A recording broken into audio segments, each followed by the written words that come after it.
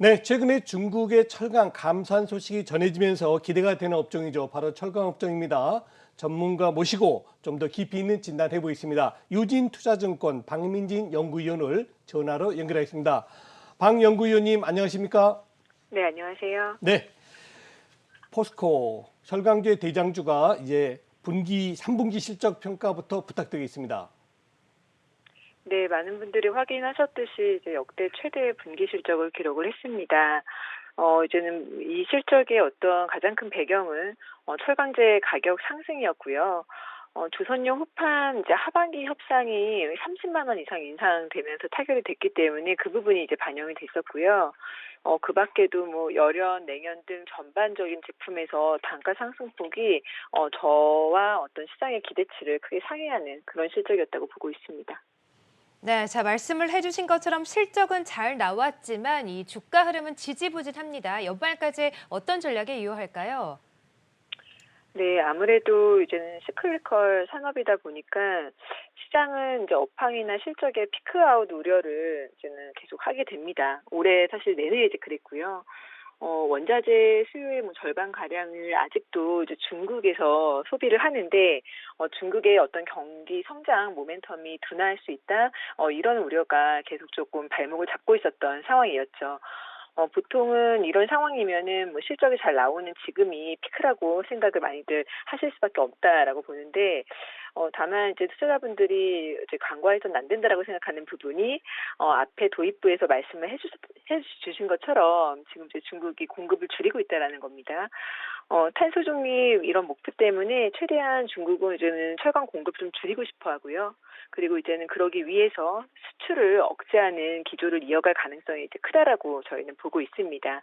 그러니까 중국의 수요 둔화를 자체적인 공급 조정으로 커버할 가능성이 이제 높다라는 거고, 사실 지금 시황이 이제 그런 부분들을 반영을 하고 있습니다. 이런 현상이 조금 장기화된다라고 하면 업황과 시황의 하반 경직성이 생각보다 강하다는 것을 이제 시장에서도 좀 신뢰하게 되지 않을까. 그렇게 본다라고 하면은 현재 주가는 굉장히 저평가 상태다라고 말씀을 드릴 수 있을 것 같아요. 그래서 좀 중장기적인 관점에서 접근을 하자라고 말씀을 드리고 싶고요. 우선 단기적으로만 놓고 보면은 앞서 말씀드린 것처럼 3분기에 워낙에 호실적을 기록을 했고 4분기에도 뭐 이제는 조정 폭이 가파르지 않을 것으로 보고 있기 때문에 연간 한 6조 원에 육박하는 지배주주 순이익을 기록할 가능성이 있다라고 보고 있습니다. 그래서 연말에는 배당 관점에서 접근을 할 만하다라고 보고 있습니다. 네, 그렇군요. 최근에 에너지 가격 급등과 아울러서 관련주들이 강세를 보였는데요. 유진투자증권에서는 그 고려아연에 대한 목표가를 상향 조정한 바 있지 않습니까? 근데 네. 아쉽게도 오늘 3분기 실적 발표가 약간 줄어들었더라고요. 연구위원님께서 그 고려아연에 대한 투자 포인트 한번 짚어주시죠. 네, 오늘 실적은 일단 뭐 저희 기대치에는 부합하는 그런 이제 평이한 실적이었습니다. 뭐 출하량이 조금 타격을 받았지만 그럼에도 불구하고 선방한 실적이었다라고 말씀을 드릴 수 있을 것 같고요. 일단 투자 포인트는 내년도에 이제 본업 가치에 대한 이제 기대감이 많이 높아졌다라는 데 있습니다.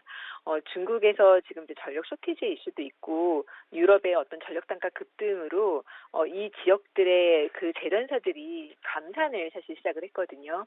아연 가격이 뭐 최근에 조금 변동성을 보이고 있긴 하지만 이 이슈로 사실은 아연 가격 레벨 자체가 지금 뭐 500불 이상 높아져 있다라고 좀 보고 있습니다.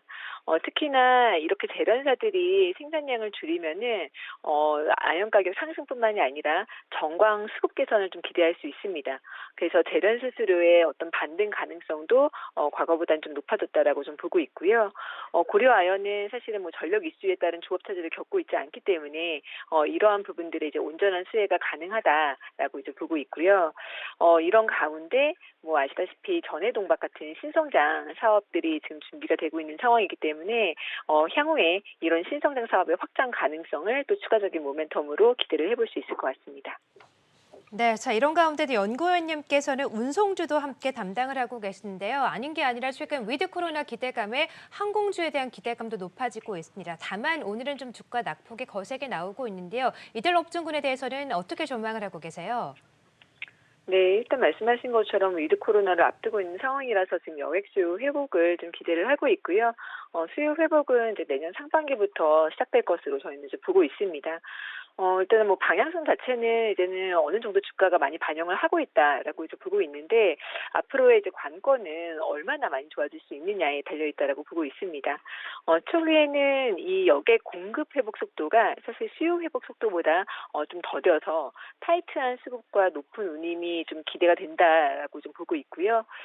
물론 이제는 수요가 어느 정도 완전 정상화되기 전까지는 유가와 환율과 같은 매크로 변수가 사실은 뭐 주가에 좀 변동성을 가지고 올 수는 있지만 그 이전까지 이 화물 시황 호조가 이를 대부분 커버를 해줄 것이라고 좀 기대하고 있는 대한항공 같은 경우에는 좀 마음 편한 그런 투자 대안이라고 보고 있습니다. 네, 자, 항공주 진단을 해주시면서 또 대한항공을 탑픽 종목으로 함께 꼽아주셨습니다. 지금까지 유진투자증권의 박민진 연구위원과 함께했습니다. 고맙습니다. 네, 감사합니다.